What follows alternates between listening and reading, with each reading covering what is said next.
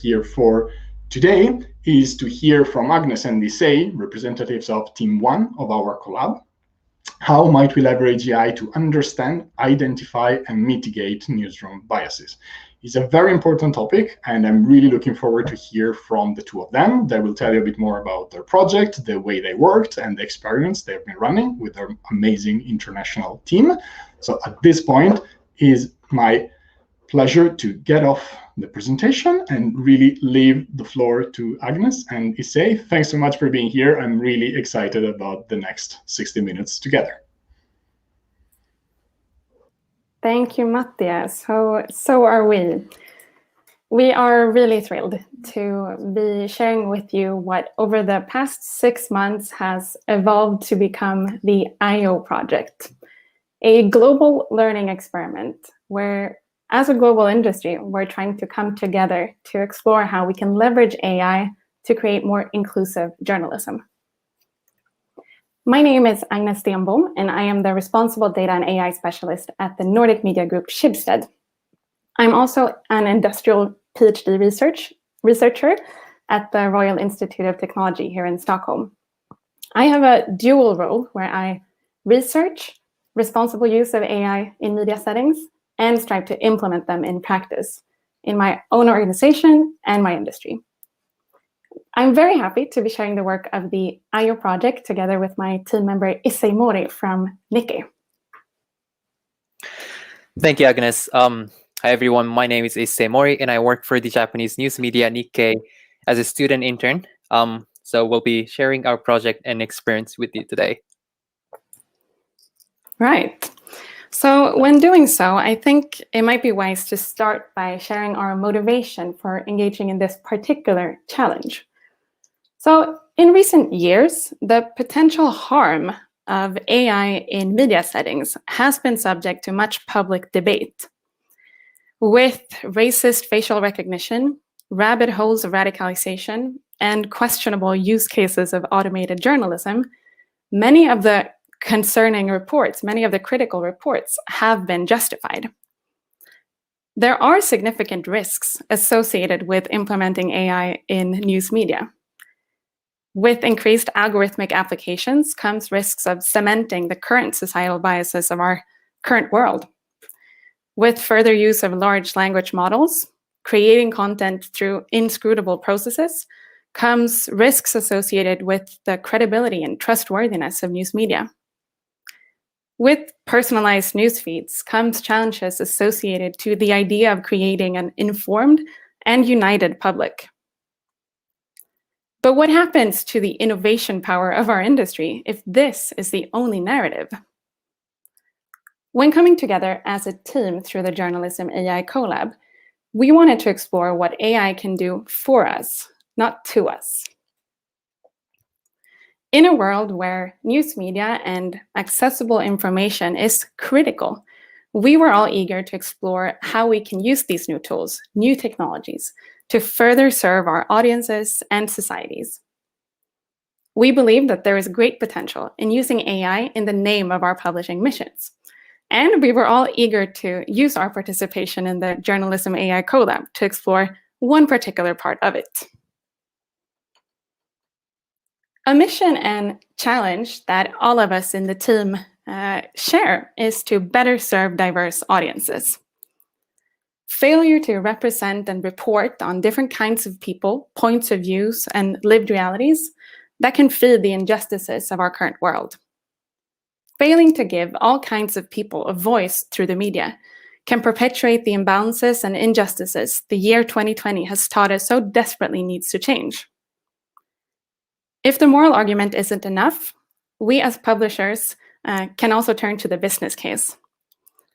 If we underrepresent or misrepresent parts of our populations, we will struggle in finding new audiences and subscribers beyond our established base. In an ever more competitive landscape, this is a real business risk. Coming together through the JournalismAI Collab, 8 news organizations across the world decided to jointly explore how AI could help us do better. But perhaps even more importantly, 10 people from across the world decided to together explore how AI technologies can spur a much-needed cultural change in our industry.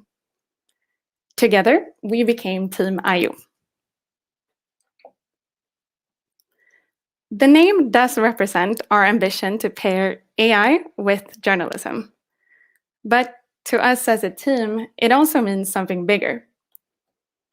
AI alone will never be the answer to the media's diversity crisis. It's only with committed people we can achieve the much-needed cultural change. We believe that AI could help us, humans, do that work. So, as my dear team members in Nikkei has taught me, IO coincidentally means love in Japanese. If used in ways that align with our publishing missions, we believe that there is great potential in using AI technologies to create more inclusive and, yes, loving journalism. So, where do we start? With global flashpoint moments this year, with, for example, the death of George Floyd, news organizations well beyond the United States are asking themselves, how well do we represent and how well do we report on communities big and small, powerful and marginalized?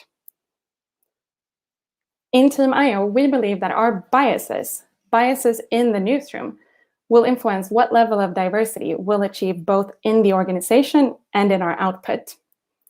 We therefore decided to focus on exploring how we can leverage AI to understand, identify, and mitigate them. To do this, we needed to more closely consider when and where in the newsroom process, newswork process, biases may come into play. As a starting point, we discussed the foundations, our mission, our business model, our leadership team, audience segment, our style guides. We then turned to assessing the many intricate processes and tasks that go into the planning, reporting, producing, publishing, and finally promoting news media content. Technology, not least AI technologies, are increasingly present at all of these stages. But we must not forget that human beings are too, meaning that our human biases are likely to be present at each of these stages. Coming from different cultures, our newsrooms and societies struggle with different kinds of biases. What's an issue in Japan is not necessarily one in Sweden, and vice versa. But there are shared challenges. One type of bias that all of us in the team reported as present in our societies concerned gender. We all reported that men and women are given different opportunities in our societies, albeit in varying ways. So, assessing our analysis of the newsroom process, the newswork tasks, and the many steps within it, we agreed that the area where we would have the most impact, the best opportunity to do a joint experiment across cultures, across organizations, across time zones, that would be in assessing how gender bias is manifested in our shared activity of producing and publishing content. Early on in our team effort, we realized that language-based AI solutions would probably struggle in providing consistent accuracy across all of our various languages. So in Team IO, we publish in tons of different languages, from Swedish to Japanese. And while technologies like NLP, NLG have made huge leaps in recent years for global languages like English, that type of technology still struggles or is still early stage in smaller languages like mine. So in Team IO, we therefore decided to focus our efforts on a media expression that we all shared, which was images. In doing this, we believe that computer vision, one of the many concepts under the AI hood, could help us identify newsroom gender bias by uncovering who we actually depict, who is represented in the stories that we tell. We decided to run a global experiment, and Issei, who has been leading this experiment, is now going to tell you all about it. Great, thank you, Agnes. So the question is, how do we calculate the gender representation in images? We have investigated multiple ways of calculating gender representation, and obviously there's no single right answer to the question.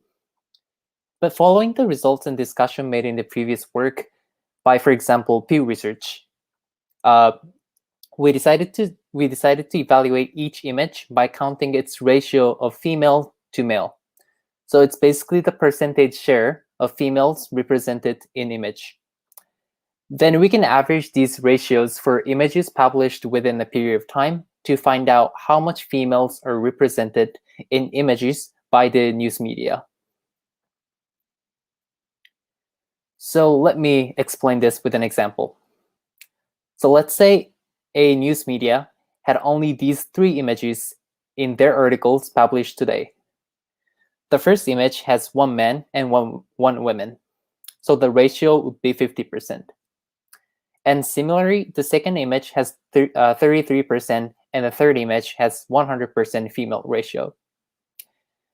Then we average these ratios to get 61%. Then we can conclude that they have 61% female representation in their articles published today. If a picture did not include human faces, we did not include these pictures in the final ratio. And in our experiment, we calculated these ratios for each news media in our team for a week, including only the images published on the front pages of our respective news sites. In total, this was about 28,000 pictures. And today, we'll present the average of these numbers to report an estimate of how much females are represented in news media across the world today. But obviously, each publisher has hundreds or even thousands of images within a day. So we leverage the power of AI to automate this task. Our experiment consists of 4 steps. The first step is the face detection. Detecting faces in news images is relatively challenging. Not only that we need to detect faces that are sideways, but also we need to be able to detect faces with a face mask, which has become very common these days. For these reasons, we decided to use the state-of-the-art face detector model called Retina Face, introduced by Imperial College London and others this year. The model can detect almost every face in a picture, which is the critical part of the experiment.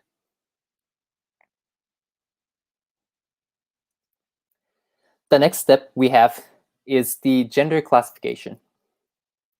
Now that we have detected all faces in a picture, we then identify their binary gender. For this, we use the model called Insight Face, introduced by the same institution. This model has achieved 96% accuracy on its own validation dataset. And in our experiment, the model has up to 90% accuracy depending on the size of the face in a picture and how much of the face is occluded by face mask or other objects. The third step is the filtering. We basically decide which faces to include in the calculation. For the example shown here, the picture features a man, but there are 2 women that happen to be in the background. We think this example should be 100% male rather than 66% female. So the technique we use here is to eliminate faces that are too small or too blurry.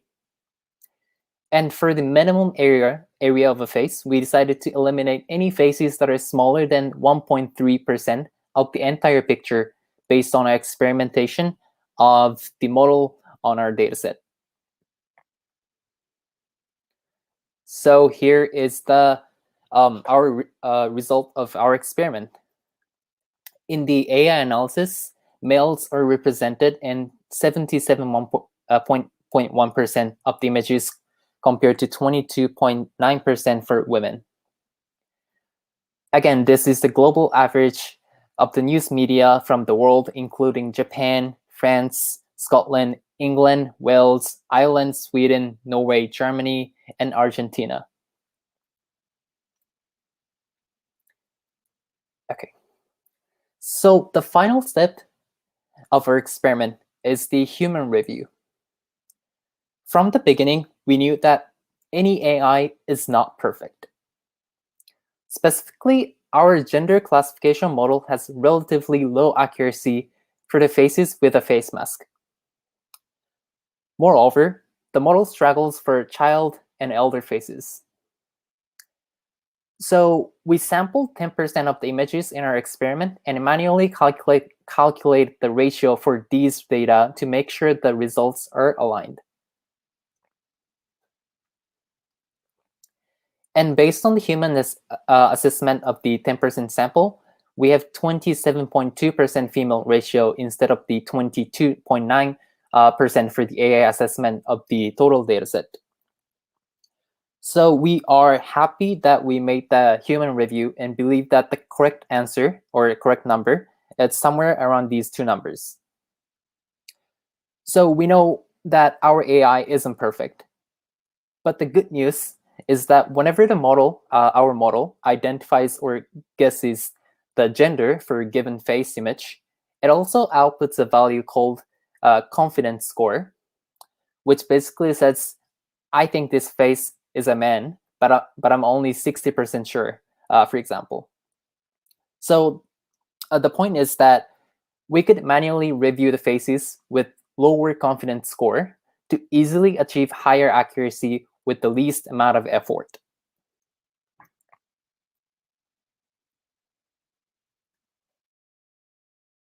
So we actually made our system available online, and anyone is welcome to download and run it for your own newsroom. And for the link and more details, please visit our website.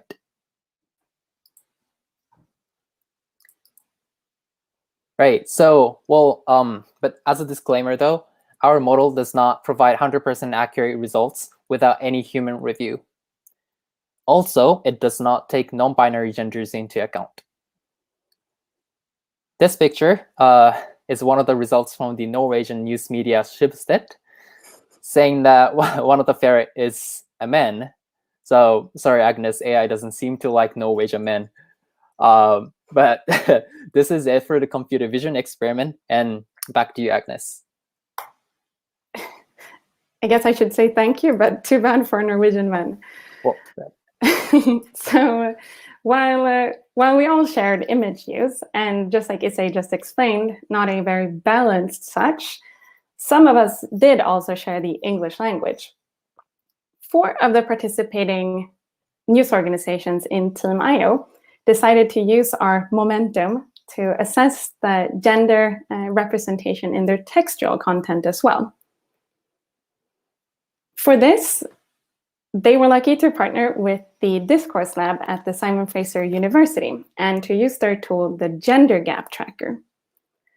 With the Gender Gap Tracker, news media outlets can understand the proportion of men and females mentioned and quoted in articles.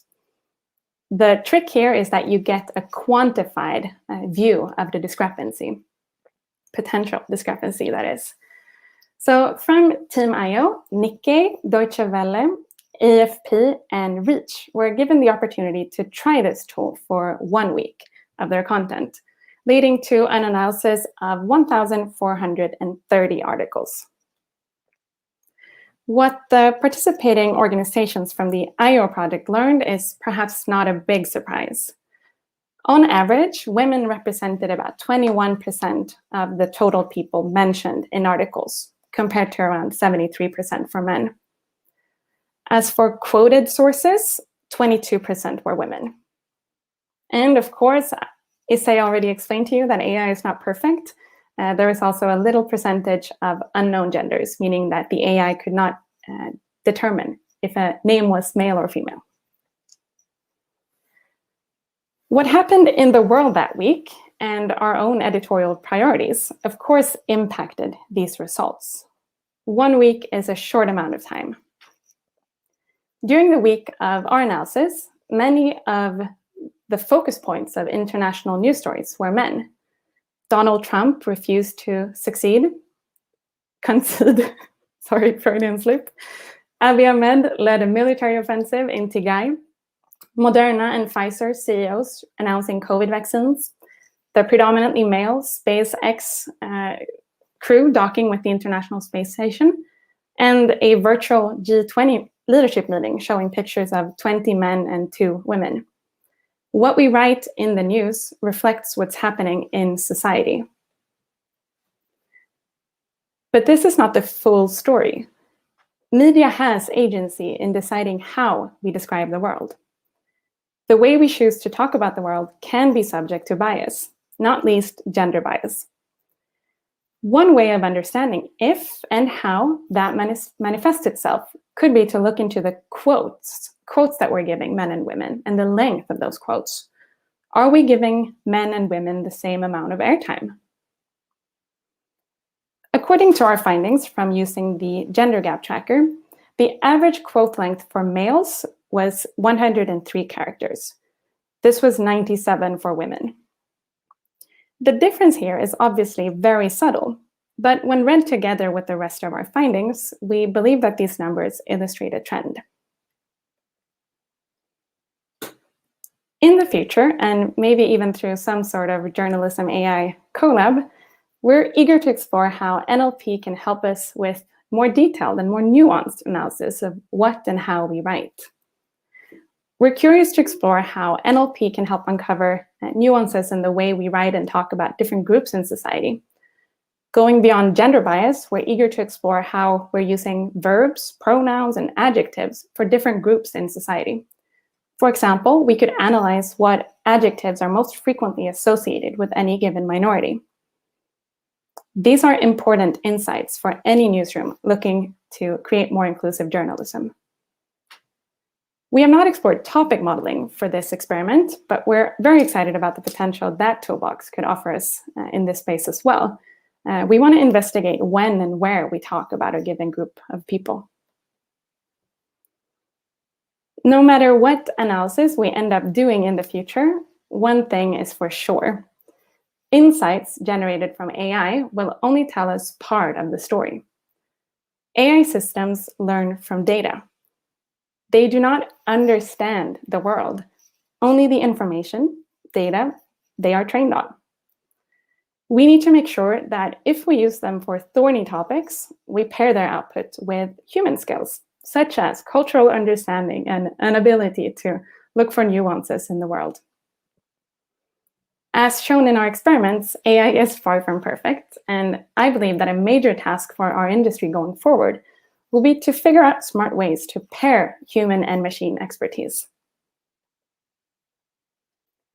While they are technically human, I want to highlight how getting the advice from some experts in the field has really helped us in Team IO and our big learning experiment. We all entered this collaboration with varying degrees of knowledge and experience from working with AI. Some of us were journalists. Others had some kind of strange kind of academic roles. None of us had done this kind of cross-industry AI analysis before. So throughout the collab, we have been getting valuable feedback on our focus, on our process, on our end goals that really helped us understand why and how we might use AI as a vehicle for more inclusive journalism. One of the experts helping us along the way and really starting a conversation among us was Nicholas Diakopoulos at Northwestern. We had really great discussions about our relationship to technology and the need for identifying problems in the real world. Is there a feasible way of measuring the problem at hand?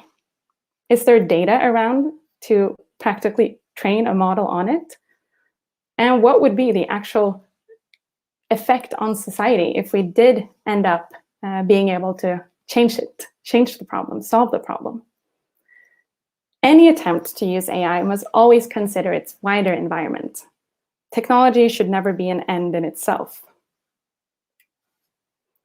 Similarly, technology should never be treated as an autonomous force. As so brilliantly phrased by our team advisor, Jarno Kopponen at YLE News Lab, artificial intelligence turns into journalistic intelligence through multidisciplinary teamwork. To really leverage all the potential these new technologies offer us, to be able to constructively grasp the opportunities at hand, we need to bring diverse perspectives, diverse competencies in on the fun. And speaking of grasping opportunity, when employing AI in a news context, we have to think carefully about how it will support and influence our organization and our bottom lines. When discussing the power of using AI as a means for increased diversity in the news, our coach Alyssa Seisler from the Wall Street Journal provided us with a fresh perspective on building a business case for inclusivity. What's the bottom line effect of the change that we're trying to promote? And how could AI help us illustrate or even generate that? As mentioned in the beginning of this presentation, the moral and the business arguments of diversity must both be addressed. We have used this global collaboration setup to assess a tiny fraction of a major challenge facing our industry. While we do believe that our findings are of importance, the most pressing takeaway of this collaboration is perhaps not in the numbers that we generated, but the questions. We're leaving this collab with way more questions than when we entered it. And what's so neat about that is that we now have a better sense, a better understanding of how AI might help us answer them. We are really eager to get to work on these insights. And when getting to work and bringing this back to our newsrooms, there's an important topic that fundamentally relates to the project that we run, the IO project, as, and the discussions that we've had in the collab that we haven't really touched upon yet in this presentation.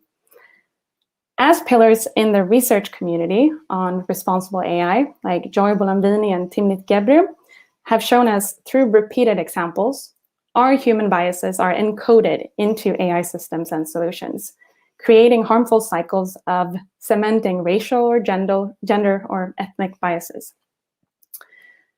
A key topic that we've discussed throughout this collab is the need for dataset diversity. AI learns from data. We need to do a better job to make sure that we provide diverse examples and lots of them for our systems to learn from. Again, this is an ethical issue, but it's also a business one. Without proper, diverse training data, we'll end up building AI solutions that underperform for parts of our audiences. While our studies in the IO project did not assess algorithmic bias with statistical relevance, we consider this to be an incredibly important field of research. And as a researcher myself, I really want to urge organizations in this field to, if there are studies around algorithmic bias or other risk areas in AI that regards or relates to your operations, bring those insights into production, turn them into actual changes in your system, even when it's uncomfortable for the companies and organizations coming under public scrutiny. As I'm hoping that you have registered by now, these past few months have been an amazing learning experience for all of us in Team IO. And we don't want all of our learnings to stay with just us, but we want them to spread across our industry and find their way into newsrooms in it. For this, we've created a resource for any team or individual who wants to explore this topic. In our learning quiz, if that's a word, we hope to provide a basis for discussion and hopefully action in our industry. We want to help others make sense of how AI can help them with their newsroom biases. We've given our learnings a digital home at the ioproject.com, including detailed documentations about our experiment processes and links to the open source models and the GitHub repository that Issei mentioned. Our amazing team member, Aurore Malval, has turned our discussions throughout this collab into beautiful illustrations and stories, many of which you've already enjoyed in this presentation. So please visit the ioproject.com, and join our learning in exploring how AI can empower our industry. Finally, on a slightly more personal note, being the team lead for the IO project has been an absolute privilege in a year where the world is upside down. During these past 6 months, I learned how to build a website. Please let us know if you find any bugs. And I've even picked up a few words in Japanese. While I am leaving the collab with a few tangible new skills, my greatest takeaway is this amazing group of people. My team members' willingness to discuss, innovate, and collaborate with compassion has been truly inspiring. Machines in the media industry will only be as great as the human beings in it. And as long as there are people like Jane Barrett, Michaela Cancela-Kiefer, Aurore Malval, Yusuke Suzuki, Issei Mori, Paul Gallagher, Delfila Aram-Bichette, Flor Coelho, and Ruth Cohen in our industry, I am very hopeful for our joint future. So, thank you so much for taking the time to learn about our project. Or, Issei in true IO spirit. いや、ありがとうございました。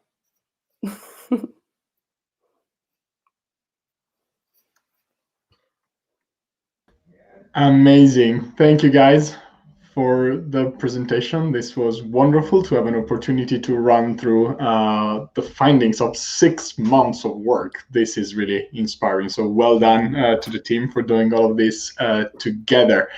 There is a lot of praise, of course, for your work all around, not in the form of questions, but still, of course, people inspired by the work you have been doing and by the illustration of Aurore, which you rightly so gave a special shout out to. In just a beautiful display of how this community works, there was a question in the Telegram group. There was, I will use it anyways, but it was partly already replied because in the Telegram group, Maite from the Gender Gap Tracker Lab team is there, and she already replied. So Vinit was asking, and I know already we know the answer is no, if you guys have done a breakup of which genres and topic of news have more representation of women than men. We know that the answer is no, and Maite already kindly replied about the tool and the work. But I was wondering, from your perspective and in your own newsrooms, if this is something that you would be interested in exploring, and if you would expect that that's something that would give you insights that you could use even more to then change maybe or improve the production. Definitely.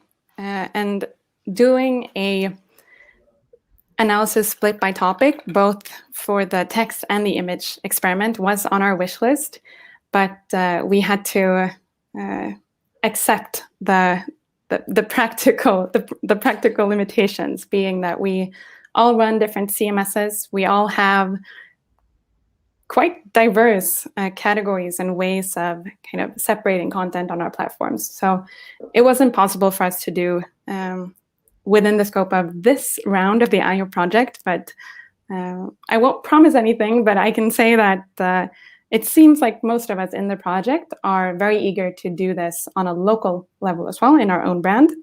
Maybe we can aggregate it afterwards, but yeah, it's on the wish list and I think we're taking it home. Fantastic. So as we getting some questions coming in, so on Telegram and on YouTube, please continue sharing your thoughts for Agnes and Issei. I wanted to ask you first about this experience. Like, you have been very clear about how international the team is and how this was a value, and you got a lot really from being able to work with people from, I don't know, it's really hard to summarize San Francisco, Buenos Aires, Stockholm, Paris. I don't know how many more cities I'm missing, but this is really incredible. I was wondering if you could tell us a little bit about what were maybe the challenges about working in a collaboration in such a big team, not just because of the geography, but also, Agnes, as you mentioned, in such a difficult year for everyone really on Earth. What did this do to your collaboration, and maybe why, if any, what was the values that the collaboration added to your personal and professional lives during these months? a lot of big questions grouped into one, but I'll start with answering how the year 2020 impacted our collaboration. I think it's safe to say that pretty much all newsrooms have been financially affected by the COVID crisis, and also in terms of human resources. We need the headcount to report on all the things that are happening in our world. So finding the time, finding the resources to really do this for the parts of our team that were more closely connected to the newsroom was a big challenge. And I would have liked to say that magically hours appeared in their workday, but in reality, that means that people in Team IO have committed their weekends, their nights, literally their nights, not their evenings, to doing this project out of the ambition to contribute to the industry. So that's been a big impact. Another of the questions was more like how the time zone differences and working across cultures has impacted. And Issei, you're the one who's been the most harmed by this, but I would say that working with, is it 9 hours difference between us? Something like that, is a big challenge. And it means that you're not only offline during different hours, but you're also in completely different mindsets, working in the morning, working in the late afternoon. So that's been a challenge, but it's also been one that we've overcome quite well. And it feels like Issei and I, we've started our days or ended our days together here for the past few weeks. So it's been a fun thing as well. Issei, I don't know if you want to add something to that. Right. Well, yeah, it was a great experience. Just want to add one point about the, how 2020 impacted this experiment is that from the technical point of view, face mask was really just devastating for computer vision. It's really hard to tell whether the person is a man or woman if we have missing half of the face. But it was a good challenge for us to explore different technologies, different ways to kind of like increase the accuracy. So I think it opened the door for, like any future work that we can do. And digging into all the questions there was another question about what our learnings were and what we're taking home. And one thing that I've actually been pondering quite a lot the last few days is the fact that in one sense, or in some sense, AI is statistics on steroids. And newsrooms across the world are becoming more data empowered. They're becoming more comfortable with using data analytics tools as part of their everyday work tools, everyday workspace. And I think that the kind of AI that we've been using for this experiment and the kind of application that we had it used for could actually be a really good entry point for newsrooms across the world who want to explore these technologies. You don't have to, and I personally think that you should not start with the most advanced technologies. To actually be able to generate long-term value in your organization and for your business, you don't have to go for the most shiny toy, but maybe it's better to go for that scrappy teddy who will actually end up giving you really valuable insights that can really impact your bottom line and the way you do your journalism. So that's a big takeaway for me, that this is a good starting point, and I want to help my own newsrooms generate more AI-empowered insights. I actually want to pick up exactly on that, what you're saying, like the relationship within your newsroom. Of course, you were just representing, in a sense, your organizations as part of the collab. But I was wondering from both of you, Issei, of course, Yosuke was also part of this, so you can also speak for the relationship between the two of you, professionally speaking. But I'm wondering, what was the newsroom thinking about the work you were doing as part of the collab here? Has there been a way for you to bring back the learnings already to the newsroom, and that in a way that has informed maybe decisions? I think that what goes for most of us in Team IO is that all of our newsrooms had already started some degree of effort in this space. So the analysis that we did was an add-on to an already started work. And for most of us, and you saw the numbers, for most of us that meant a friendly but firm reminder that there's a lot of work ahead of us. So I'd say that this has been kind of some along the way motivation for lots of our newsrooms. And I mean, I represent a group. We had 9 different newsrooms join this analysis. And for us, I'd say that it's really interesting to get this number both on a local and a global scale, because you can see that this is really, it's not one newsroom struggling with these issues, but it's a global phenomena. And while that's distressing in many ways, it can also be empowering that we jointly now make this effort to do better. So, long answer to a short question, but yes, I would say that these are insights that will very much impact our work at Schibsted, but also across all of the Team IO organizations. I don't know if you want to add something for Nikkei, Issei. Well, I think from my perspective, different newsroom has their own strengths and weaknesses, and it can be a form of technology or like some sense of gender, like any issues around gender or other issues around the world. So I think this was very good opportunity for each of us to kind of like come together and kind of like have it and form a common sense of the issue and any skills to share. Right, and I mean we've spoken a lot about people today and throughout the collab, and I feel like what this analysis and what these types of analysis will do in the future as well is to kind of give human beings superpowers, super insights into where we need to work. So I feel like this type of analysis, and if we hopefully in the future make it even more detailed, even more granular, will help us really pinpoint the areas where we have the best possible chance of having a big impact, making a large improvement. Thank you so much. That's super interesting to hear about the impact on newsrooms. And of course, personally, I'm very looking forward to see the work that you will keep developing also using these insights in the future.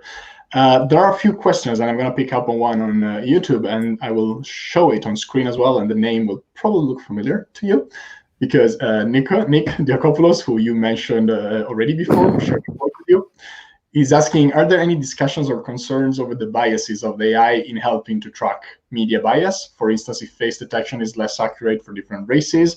Have you had any experience about that? So as we mentioned in the presentation, there definitely is. And I am yet to hear of a unbiased human being, and therefore I am definitely yet to hear of an unbiased AI system.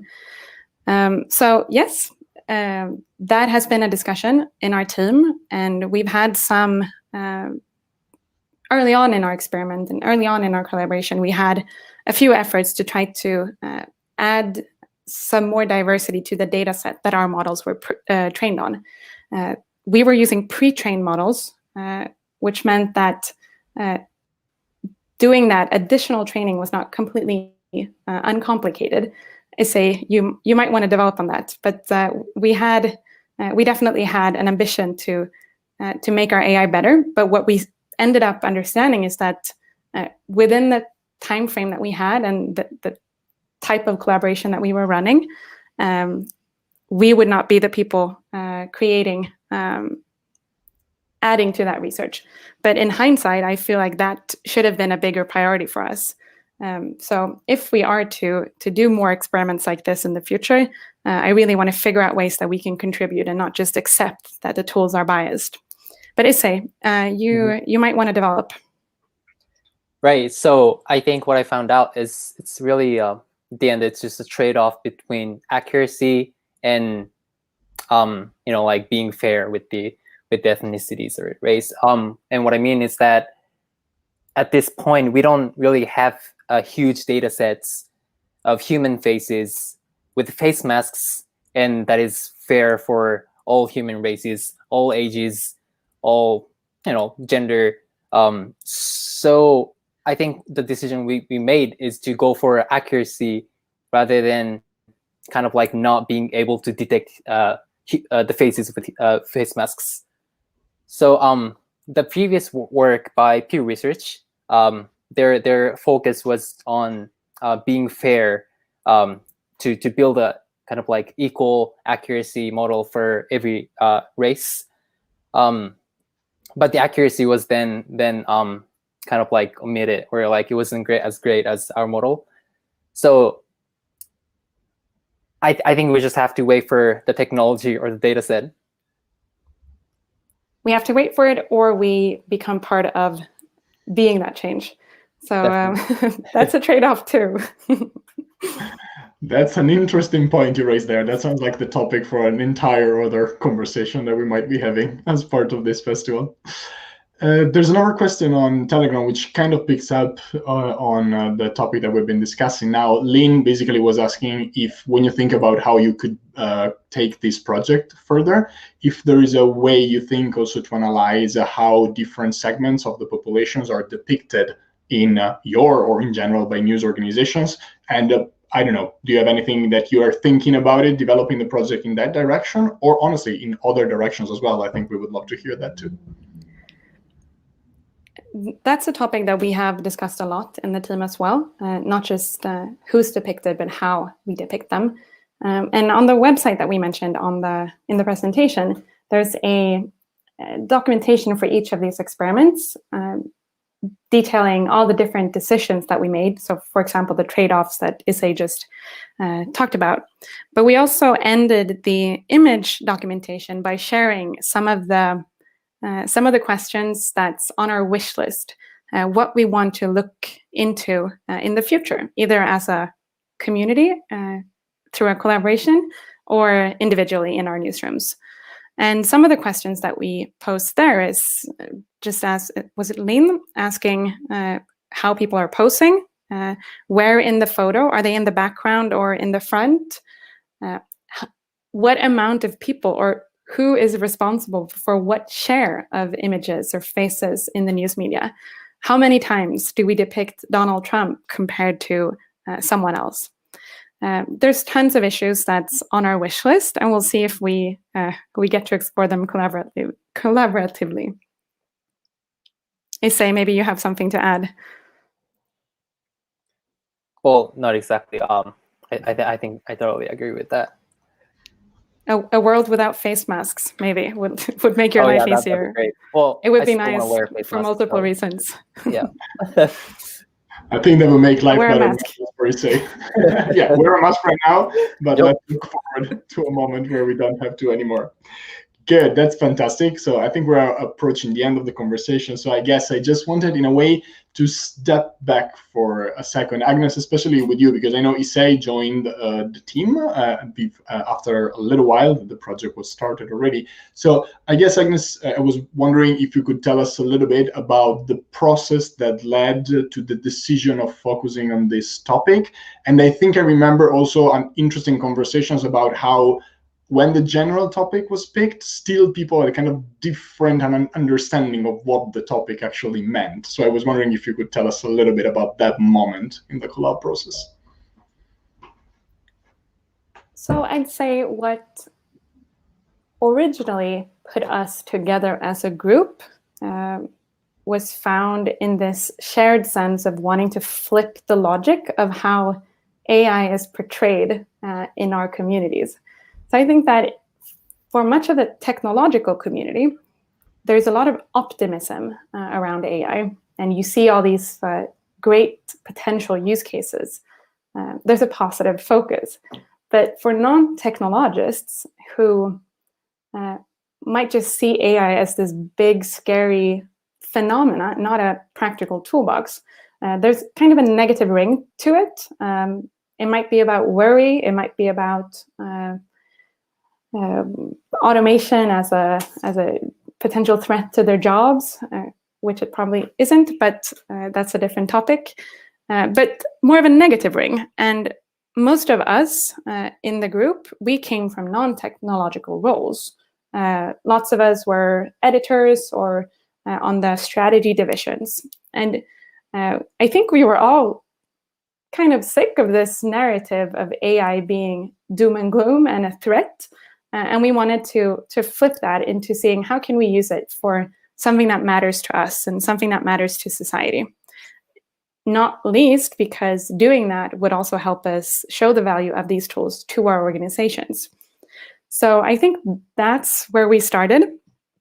And then we had lots of different ideas in the beginning around what the specific scope of our collaboration would be.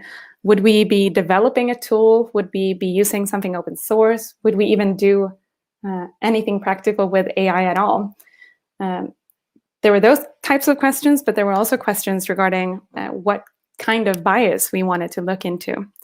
And I shared a bit around it in the presentation, but I think it's important to remember that we're coming from very different cultures who've come not equally far in different questions regarding bias and racism and gender equality. And there's no one star country among us, but there's differences that was really impacting our potential for working collaboratively. But getting to know each other, meeting every week, our little Slack family and Google Meet family, getting to know each other, getting to know each other's societal problems, we ended up saying that gender bias is our joint topic. Was that the moment that you were referring to? Absolutely. I mean, you recapped it very, very well. So that's awesome. We are okay. It's about time to wrap up. So I think I'm gonna end just asking a simple question to both of you, a hopeful one, maybe. What's next? If you could choose, forget about time and resource limitations. What is your wish for bringing this project forward, and what would you be very, very interested in exploring in the coming months? I would want to explore how we can develop NLP tools that are equally well adapted to our different global languages and do detailed language analysis. That's really a passion project of mine. So I'm hoping that someday in the not too far future, that type of analysis can be conducted. Issei, what about you? Well, so I think in this project we handled only binary gender, and I think the next step would be to consider or take non-binary genders into account. I know it's really difficult for computer vision, but I think that's something we should do. Wonderful. Well, thank you so much. I hope, of course, we will be able to keep working together, actually, in that direction. So let's see what the future brings. But really, a huge thank you on our side for this really wonderful recap. I think I can speak for myself and for Charlie as well in saying that we're extremely proud of the work your team has developed over these 6 months. So thank you for presenting it. Again, I encourage everybody to check out your website, aijoproject.com, where you're going to really find a lot of interesting information, and you will actually be called to make decisions as well, if I'm not wrong.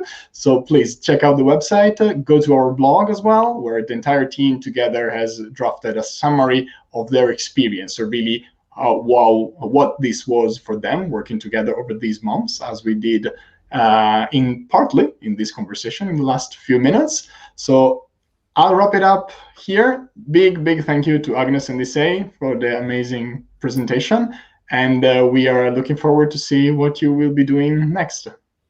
Thank you for hosting us. Thank you for having us. Thank you. Thank you.